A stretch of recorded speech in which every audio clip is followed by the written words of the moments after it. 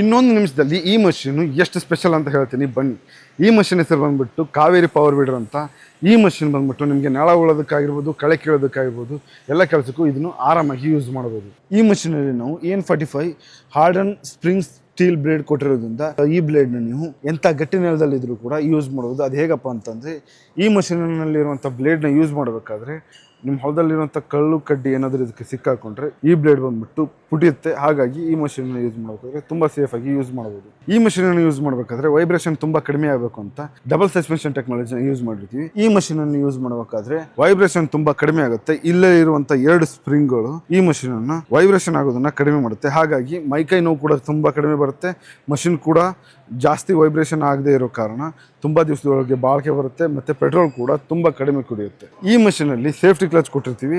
ಹಾಗಾಗಿ ಈ ಮಷೀನನ್ನು ನೀವು ರಾಂಗ್ ಆಗಿ ಯೂಸ್ ಮಾಡಿದ್ರಿ, ಯಾರಾದ್ರೂ ಗೊತ್ತಿಲ್ಲದೆ ಇರೋ ಕೈಲಿ ಯೂಸ್ ಮಾಡಕ್ಕಂತ ಕೊಟ್ಟಾಗ ಈ ಸೇಫ್ಟಿ ಕ್ಲಚ್ ತಾನಾಗೆ ಅವ್ರಿಗೆ ಹೆಲ್ಪ್ ಮಾಡುತ್ತೆ. ಯೂಸ್ ಮಾಡಬೇಕಾದ್ರೆ ಯಾವುದೇ ಪ್ರಾಬ್ಲಮ್ ಇಲ್ಲದೇನೆ ಆರಾಮಾಗಿ ಯೂಸ್ ಮಾಡ್ಬೋದು.